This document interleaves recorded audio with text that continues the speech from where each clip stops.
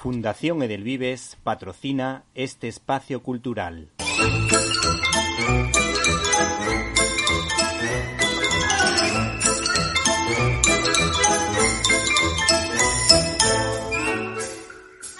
Estás escuchando Directo a las Estrellas. Víctor Alvarado. Nuestro invitado de hoy podría ser doctor honoris causa por su profundo conocimiento de la animación. Responde al nombre de Zanoletti, Juan José Zanoletti, y es el autor del libro ¿Cómo no se nos ocurrió antes?, de Geray Ediciones. Buenas tardes. Hola, buenas tardes. ¿Cuándo tu hobby se convirtió en profesión o la animación es tu hobby y te dedicas profesionalmente a otra cosa? Pues mi profesión. Creo que desde que tengo uso de razón empecé a amar la animación y decidí intentar dedicarme a la animación. No fue decir me dedico a la animación y ya está hecho, ¿no? Es un proceso de años hasta que te puedas profesionalizar o vas compartiendo con otros trabajos, porque la industria animada en España pues es muy mala, es muy difícil sobrevivir. En general en la industria cultural, sea animación, sea el cine, la literatura, la música, cualquier arte que te quieras dedicar, es muy difícil subsistir, tienes que compartir con otros trabajos y la animación no es distinta. Sí. ¿Y nos podrías contar alguna cosa, algún trabajo que hayas podido realizar de animación aquí en España o fuera de ella? Sí, he hecho, aparte de hacer muchas piezas cortas, he hecho pilotos de televisión, también he hecho vídeo industrial, publicidad, documental. En la página mía de moviolafilm.com, allí se puede ver una gran cantidad de trabajos en el que he participado, ¿no? Desde los últimos 15 años aproximadamente, sí. Más de 15 años, ya ni me acuerdo. ¿Y qué tiene de especial este libro que lo hace distinto a los demás? Con él lo que quería hacer era primero hacer un repaso a la historia de la técnica de la animación. Es decir, que el lector que no supiera nada de animación comprendiera que lo que parece muy sencillo es muy complicado de hacer, y cómo a lo largo de la historia se ha llegado a descubrir esas cosas sencillas. Es decir, un ejemplo que pongo siempre es que estoy dibujando en el papel, cuando pongo el papel se me mueve, ¿qué es lo que hago para que no se mueva el papel? Y llega alguien y dice, pues voy a poner un agujero en el papel y voy a clavar el papel en la mesa. A primera vista dice, eso es una simpleza, pero a nadie se le ocurrió. Sí. O voy a coger un papel de acetato transparente, lo pongo encima del fondo y así no tengo que dibujar, cada vez que dibujo un fotograma tengo que dibujar de nuevo el fondo, dejo el mismo fondo y solo cambio el personaje que va en un papel transparente. Lo mismo, eso parece una simpleza, pero a alguien se le ocurrió crear un papel transparente y ponerlo encima. Entonces esos inventos tan sencillos que no les hacemos caso, que lo damos por hecho, que están desapercibidos, hace un estudio de cómo surgieron, quiénes fueron sus autores, en qué año ocurrió y qué es lo que significó para la industria. Y gracias a esos pequeños inventos la animación se convirtió pues en una industria como la conocemos hoy día. Los autores de Hanna-Barbera, que eran unos expertos en economizar el dibujo animado, de verdad que ponían siempre el mismo fondo, empezaban a tirar de fondo, movían a los muñecos y con pocos trazos contaban así unas historias que a todos nos entretenían. Sí, pero tenían unos diseños de personajes espectaculares, unos guiones muy bien elaborados y una planificación impresionante que hacía que te diese igual que vieses el mismo fondo en bucle. Sí.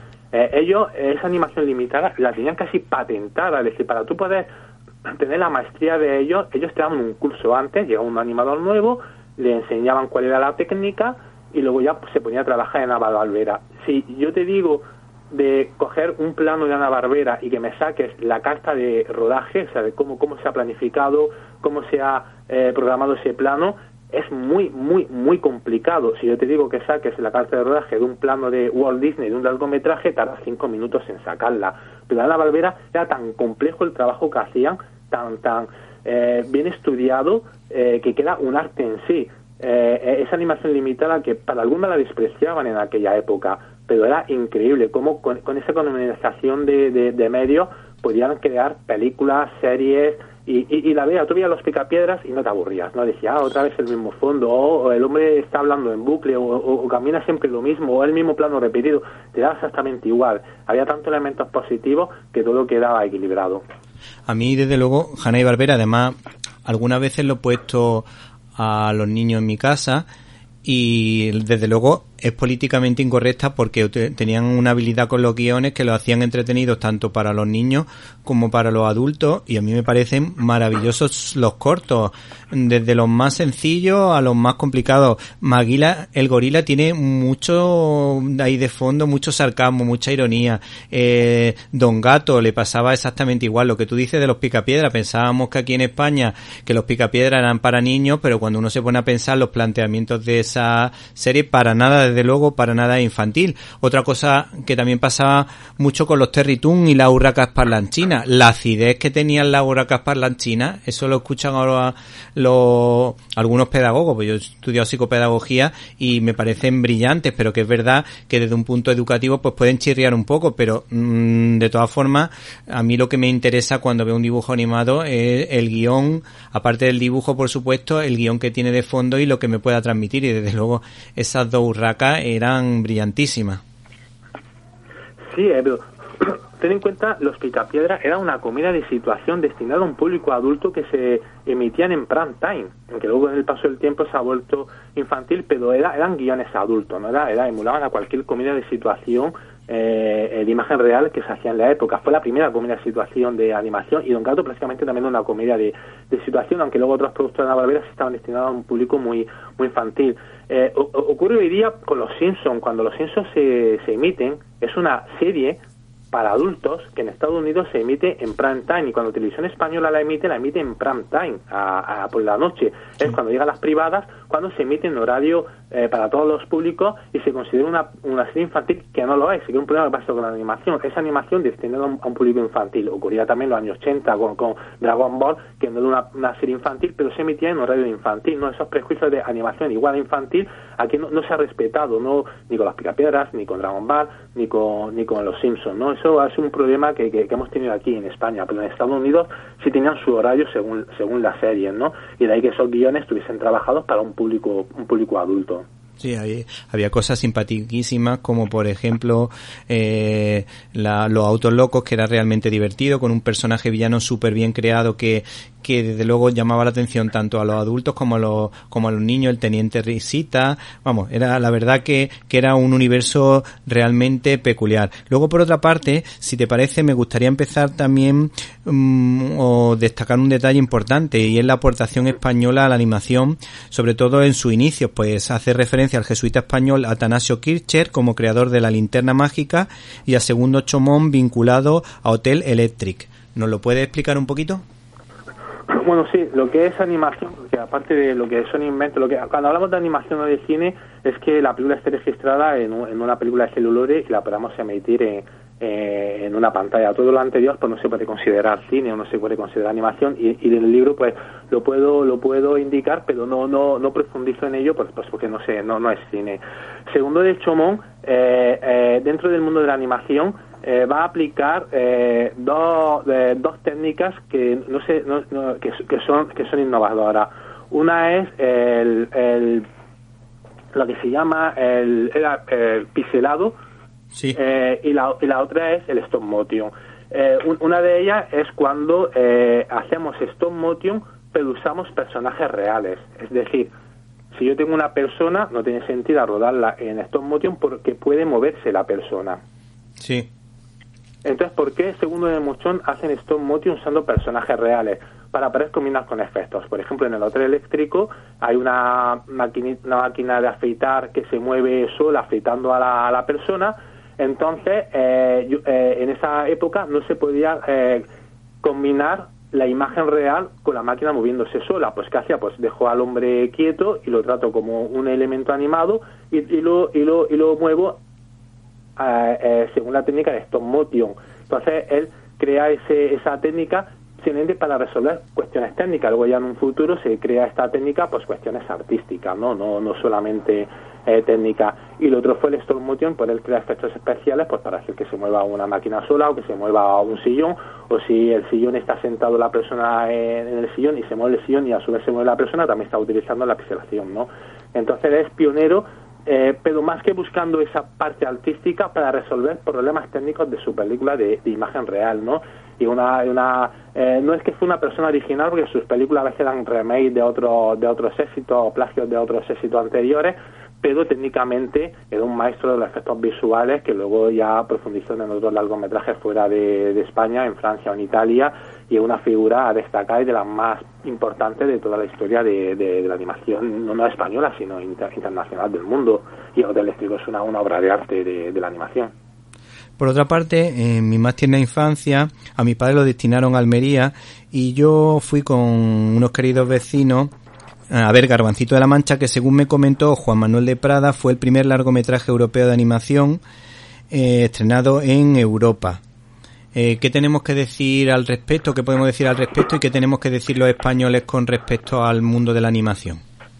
Pues precisamente fue el primer largometraje europeo. Se produjo no por intención de sus productores de hacer animación. Simplemente era para poder conseguir derechos de distribución de películas extranjeras.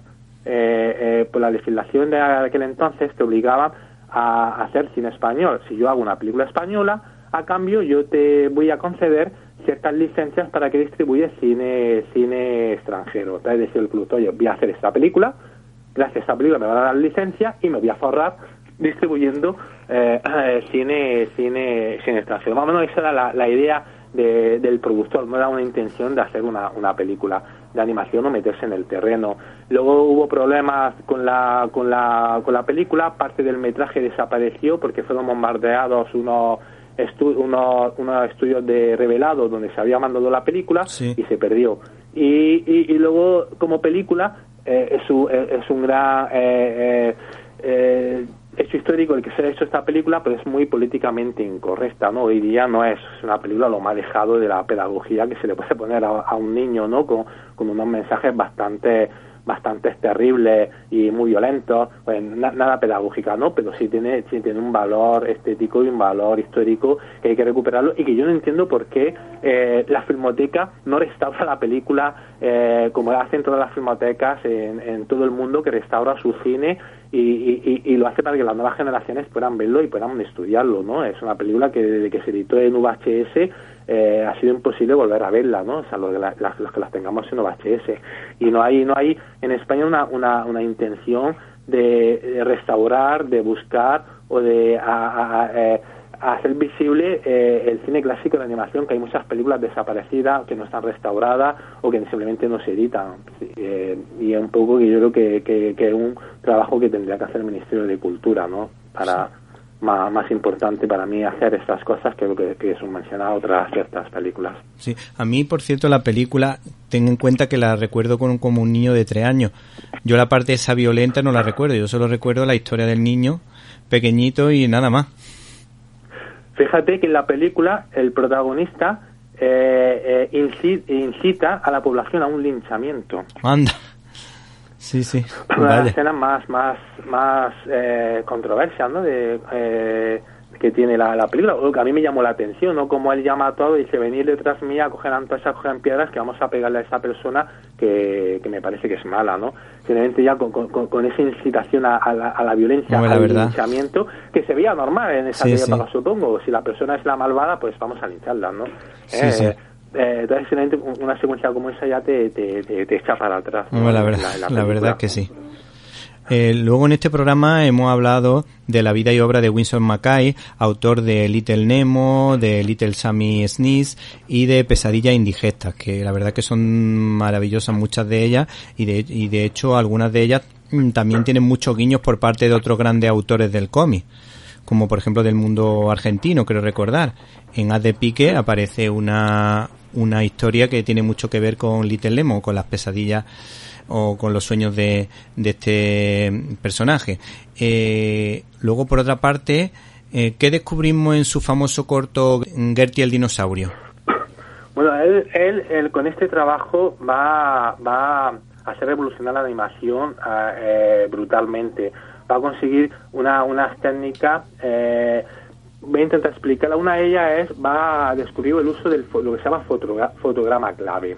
Es decir, si mi dibujo tiene 12 fotogramas, mi animación tiene 12 fotogramas, de esas 12 fotogramas hay, por ejemplo, 6 fotogramas donde se ve la diferencia de movimiento entre uno y otro, que es muy brutal, pero los otros 6 fotogramas el movimiento apenas es importante, es decir, apenas el ojo lo nota. Entonces, lo que él hacía era, primero dibujo los fotogramas clave donde hay brusquedad de cambio de movimiento, y una vez que los tengo dibujados, ya dibujo esos otros fotogramas intermedios que son fáciles de dibujar.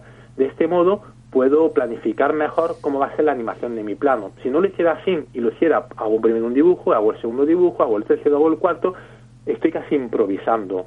De esta forma improvisaría menos. No sé si lo he explicado muy bien o mal, porque el concepto es complicado. Si no sabes animar, un poquito complicado. Eso pues facilitó que se hicieran mejores animaciones y que se improvisara menos. Otra cosa que descubrió, que utilizó el empleo, fue el uso de bucles. Es decir, si yo tengo unos ojos que pestañean y luego más tarde aparece otro plano donde unos ojos pestañean, utilizo los mismos ojos que han pestañeado, lo repito 2 veces. No dibujo de nuevo los ojos pestañeando, uso los mismos. Si hay una persona corriendo, hago un bucle de las piernas corriendo y me vale para cualquier personaje que corra o para cualquier personaje que corra, ahorrándome hacer el número de dibujos. Esto puede parecer una chorrada o puede ser evidente, pero en la animación limitada la repetición de dibujos de animaciones se van combinando de una forma para crear una cantidad de animaciones que parecen distintas y no lo son. Si le das, por ejemplo, los dibujos animados de Filmation, donde ellos repetían muchos planos, repetían muchos bucles, pero lo hacían tan bien que no te das cuenta de que estás viendo la misma animación 27 veces, ¿no? Otra cosa que él hizo fue lo que luego se llamaron las cartas de rodaje. Él en cada plano que hacía iba dando sus anotaciones diciendo esto es un fotograma clave, esto es un fotograma intermedio, esto es un fotograma que luego tendremos que repetir más adelante. Se organizaba y luego gracias a esa organización, que luego más tarde se va a llamar carta de rodaje, cualquier otro animador que no ha animado puede coger toda esa información y poder montar el plano, seguir animando sin problema. También nos parece una simpleza, ¿no? Vale, por decir, bueno, una carta de rodaje, pero es que eso facilitaba e hizo evolucionar la animación. Y otra cosa, aparte de la técnica, artísticamente, dotó por primera vez de un personaje de personalidad. En el dinosaurio, la película del dinosaurio, lo que te hace de ser un personaje que es alegre, que es triste, que sufre, es decir, te va pasando por diferentes momentos emocionales, que eso no se ha visto en la animación, ¿no? El que el personaje animado tuviese una personalidad como la pudiera tener un actor de imagen real, haciendo que la animación siguiera una evolución y se acercara más todavía a la misma calidad que una película de imagen real.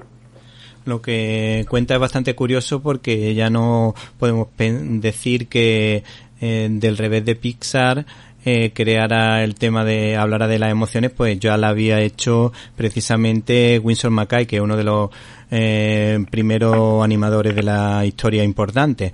Luego, por otra parte, los que veíamos el show de Walter Lang, recordado por haber creado, por ejemplo, al Pájaro Loco, aprendimos mucho de cómo se podía hacer la animación, qué tipo de técnicas se podían utilizar. ¿A ti qué te parece Walter Lang y todo su mundo?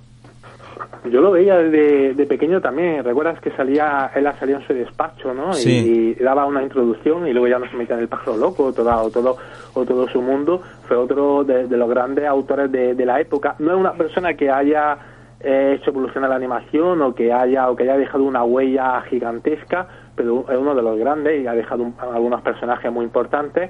Pero bueno, no podemos compararlo a la misma altura que todos estos pioneros que inventaron la animación, ¿no? Él cuando llega ya está todo inventado, ¿no? Él solamente es un creador que logra crear personajes, crea su show y bueno, y tuvo esa idea de hacer esas presentaciones que también lo hacía Disney, ¿no? En aquella época se presentaba en su show de televisión, se presentaba y comenzaron a hacerlos también. Los Looney Tunes también había unos capítulos que también se hicieron, incluso en Mortadelo y Filemón, en los cortometrajes de los años 70, también al principio aparecía el estudio de animación con los dibujantes dibujando y luego entrábamos en los dibujos animados. Era una técnica que cuando algo funcionaba, pues todo lo demás también la repetían.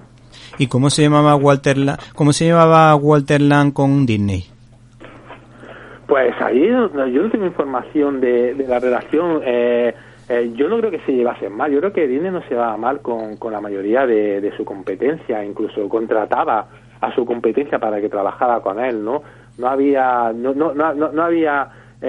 una rivalidad enemigas. Sus mayores rivales de Disney fueron, por ejemplo, los hermanos Fleischer, y luego el hijo de los Fleischer fue uno de los directores más importantes dentro de Walt Disney. Muchos animadores de Disney trabajaron en estudios de Walter Land, trabajaron en los estudios de Terry Toon, trabajaron en otros estudios, y al contrario, muchos animadores de otros estudios acabaron también trabajando para Walt Disney. Y la sinergia entre esos estudios de la época era lo más normal que había, no de una rivalidad tú conmigo o con él y punto, aunque se pudiera haber figuras que se iba a hacer mal por otras razones o por otras cuestiones y no se hablara, pero en general yo creo que todo el mundo en la animación se han llevado bien, no han tenido una relación profesional. Y Ub Iwerks, el creador del conejo Oswald, de alguna manera se pudo sentir ofendido porque Disney le robara el personaje, o porque los paralelismos entre el primer Mickey y el conejo Oswald son bastante evidentes, ¿no? Sí, bueno, Iwerks creó el conejo Oswald y también creó a Mickey Mouse, ¿no? Son sus dos grandes creaciones. No creo que se sintiera que le robaran nada.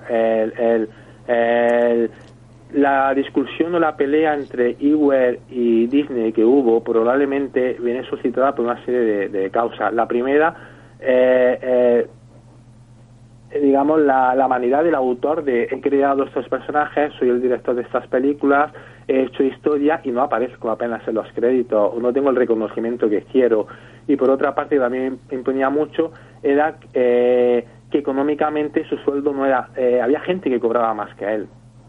Sí. Había otro que había contratado a Disney que cobraba más que él, y si era la gran estrella del estudio no entendía por qué no le subían el sueldo. Y la tercera, que era la más importante, es que Disney, cuando industrializa la animación, le corta la creatividad a Iwerks, ¿no? Y a Iwerks no se siente esa libertad de poder hacer lo que él quería. Entonces le dan la oportunidad de decirle, te vamos a financiar un estudio para que el 100% de lo que tú generes sea para ti, donde va a aparecer tu nombre como creador de tus personajes, y va a tener la libertad creativa que quiera. Te decidió por irse de Disney. A Disney eso le molestó, se le fue su mayor estrella, y entonces acabaron peleados. Luego pasaron una serie de años y volvieron a unirse de nuevo, y ya volvieron a estar juntos ya hasta el final, ¿no? Y fue posiblemente el personaje, la personalidad más importante que ha estado en el estudio de Disney, y el que más hizo evolucionar la técnica de la animación, más invento ha hecho, ha sido pues una de las figuras clave de toda la historia de la animación. Pero yo no creo que se sintiera que le robara o nada. Yo creo que no había eso, porque al final te contrata un estudio, te contrata un productor para que creas un personaje, una película, tú la creas la película, te pagan y le das la película del estudio. Bueno, ya que es lo que pasó con Oswald. Sí. Universal contrata a Disney para que le haga un personaje. Disney a su vez contrata a Iwerks. Iwerks hace a Oswald, hace la película, se le da a Disney y se le da a Universal. Luego Universal, cuando se le da la película, Disney se enfada y dice, me han robado la película, me han robado el personaje. Es que si con esa premisa podemos decir también, esto se le ha robado a Iwerks, ¿no? Sí. Pero en verdad son medias verdades, ni tiene razón Disney ni tiene razón Universal, y en el fondo si yo te pago por algo es mío, que para eso te lo he pagado por ese algo. Sí, a mí siempre me ha fascinado, ya que lo han mencionado, el trabajo de los hermanos Fleischer con Superman. ¿Dónde está el truco? Superman es una obra maestra, y ahí hay una anécdota muy curiosa. Ellos no querían hacer Superman, ellos ya se habían encasillado con otros personajes y dijeron, Superman es muy fuerte, y si lo hacemos nos vamos a encasillar de nuevo. Entonces decidieron hacer pues lo que suele hacer en estos casos cualquier profesional. Vamos a pedirle 20 veces más lo que vale este trabajo. De esa forma Paramount nos va a decir que no va a pagar eso porque no les merece la pena. Nos quitamos del problema y jamás hemos dicho nos queremos hacer esto, ¿no? Porque lo más grave que puede hacer un autor en el mundo de la industria es negarte a hacer un trabajo. Sí. O sea, eso no puedes rechazar el trabajo. Pero hubo un problema que Paramount dijo, no problema, os damos todo el dinero que queráis. Porque Paramount confiaba en que Superman podría convertirse en una estrella, ¿no? Del cine. Todavía Superman en esa época prácticamente no era nada. Entonces ya ellos dijeron, ostras, pues ya si nos pagan esto, lo que hemos pedido 10 veces o 20 veces más de lo que vale hacer esto, pues ya no podemos decir que no. Entonces, con tanto dinero, acabaron de hacer una superproducción que es una obra de arte de la técnica, de la narrativa, de la estética, digamos, ahí es insuperable, una de mejores series de animación que se han hecho jamás, ¿no? Y además luego tuvieron un éxito terrible, y cuando ya tuvieron mucho éxito, Paramount se deshizo de los Fleischer y ellos siguieron con ese departamento con otros autores para no tener que compartir dinero con los Fleischer. Sí, sí. Bueno, a mí me gusta muchísimo. Hombre, hay que tener en cuenta la época en la que se hizo, pero a nivel de animación a mi hijo le fascinó los meses que la estuvimos viendo, los capitulitos estos tan bien hechos, tan bien contados, y con esa maravillosa habilidad para hacer esos dibujos creíbles al público. Y luego, por otra parte, hay dos detalles que me gustaría que nos contase un poco.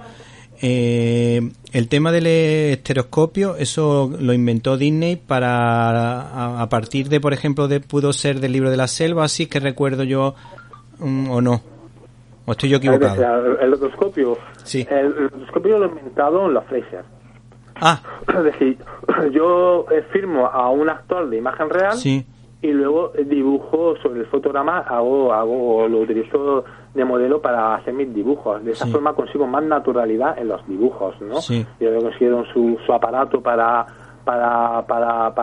crear ese rotoscopio, y a partir, pero bueno, era luego acabó usándolo todo el mundo, o sea, sí. Blancanieves también se usa rotoscopia, ¿no? Y sí. Hoy día también, sea lo más fácil, si en vez de dejar a que el animador piense como en la interpretación, cojo al actor, me hace la interpretación y lo copio, ¿no? O lo copio o lo calco, sí. ¿no? Eso se ha usado siempre, ¿no? Hoy pues se usa otros medios técnicos más avanzados, pero fueron los Fleischer los primeros con el payaso Coco, que sí. decidieron hacer rotoscopia, pero su animación era muy natural, muy realista, gracias a eso. Que eso no significa que sea mejor. Sí. Tú puedes ver una animación cartoon sin rotoscopia y te puede gustar más. Sí. Es decir, los Picapiedras no tienen rotoscopia. Sería muy ridículo, quedaría feo una rotoscopia con los Picapiedras, ¿no?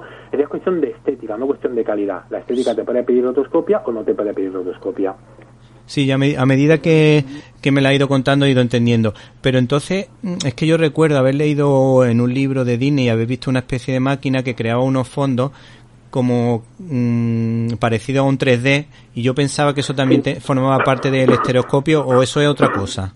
Eso es en la cámara multiplano. La cámara multiplano, el primer sí. creador fue Ewer, que la usó, aunque la cámara de multiplano que usa Disney fue de William Bilgarity, porque en esa época ya se habían peleado Ewer y Disney y se habían separado. Ewer creó una cámara que funciona, se creó para crear profundidad de campo sí. y para poder emular los movimientos de la realidad. Es decir, si tenemos un personaje caminando, al fondo tenemos una casa y detrás tenemos una montaña, en la vida real veríamos el personaje enfocado y posiblemente los términos del fondo un poquito menos enfocado. Además, cuando te mueves, la sensación es que la casa también se mueve lentamente, pero la montaña del fondo, cuanto más lejos, se mueve aún más lentamente, ¿no? Se crea lo que se llama el efecto paralaje, ¿no? Eso en la animación no se conseguía. Entonces, cuando no se conseguía eso, notabas que era irreal. Entonces él crea una cámara, un artefacto, donde pone 3 niveles, donde en cada nivel mete el papel gastado del dibujo. En el primer nivel pone el personaje, en el segundo nivel pone la casa, en el tercer nivel pongo la montaña. Delante de todo eso está la cámara, y luego voy moviendo los papeles, moviendo esos niveles, acercando o alejando a la cámara. Entonces, en el momento que yo tengo enfocada la cámara, por ejemplo, al personaje, automáticamente se va a haber desenfocado un poquito la casa detrás. Y cuando yo muevo los niveles de izquierda a derecha para emular el movimiento, entonces la casa de atrás se va a mover más lenta o es más rápida que la montaña de atrás, que se va a mover más lenta, ¿no? Emulando la realidad. Pues cuando vamos en un coche y miramos por la ventanilla, vemos que el fondo se mueve muy lento y lo que está más cerca se mueve más rápido, ¿no? Eso es lo que se... Entonces eso consigue crear profundidad de campo. Luego la cámara de William Bilgarity, que está basada en esa, pero que la construye Disney, ya es mucho más mejorada, con más dinero, donde se experimenta en el viejo molino, y donde ahí ya crea una profundidad de campo mucho más perfecta. A diferencia de Ewer, que era una cámara horizontal, la de Disney era vertical, ¿no? La cámara estaba cenital y debajo se iban poniendo los niveles con los acetatos y con los dibujos. No sé si lo he explicado bien o ha sido muy rápido, que también son cuestiones técnicas complicadas, pero para darte una razón, funciona como un Photoshop. Sí. Hoy día, cuando alguien en Photoshop va a crear diferentes niveles de profundidad en su ilustración, la técnica, el principio es el de Ewer, es lo mismo. pero igual lo hacía de manera electrónica, de manera manual, y en Photoshop lo hace de manera ligera, pero eso no es el principio. Puedo poner una capa arriba, puedo poner una capa abajo, si la pongo abajo la puedo desenfocar, enfocar y puedo hacer lo que quiera, ¿no? Pues el mismo principio. Sí, ahora sí he entendido. Era precisamente eso, la máquina que tú... Y la cámara multiplano, la primera vez que se usa, o de las primeras, fue con el Sleepy Hollow de Ewer. El Sleepy Hollow en Don Quijote también se usa. Sí. Y con Disney, la primera vez que la usa, pues empieza a usarla ya pues con el viejo molino, que estaba experimentando, pero luego ya darle todo su uso en Blancanieves. Es muy curioso. Es que yo había visto precisamente esa máquina vertical que tú me comentabas. Luego me ha llamado la atención mucho la presencia de Gregory Lacava, que era un director de cine no de los más famosos, pero sí tenía un nivel razonablemente bueno, que hizo, no sé, 4, 5, 6 comedias así de un buen nivel, y me ha extrañado mucho, o me ha sorprendido mucho, mejor dicho, que apareciese y que estuviese muy vinculado al mundo de la animación.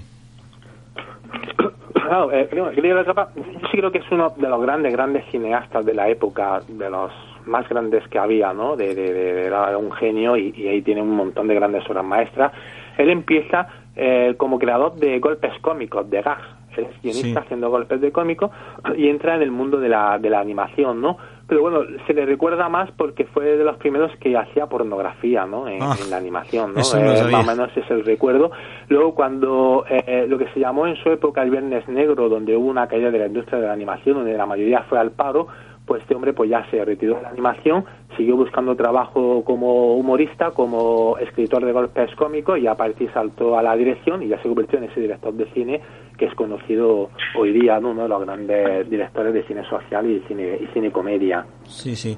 Por eso este hombre funcionaba tan bien, y muchas de las escenas brillantes de algunas de sus comedias precisamente era porque se ve que dominaba mucho el tema de los gags y las situaciones cómicas. Y por último, si te parece, para terminar,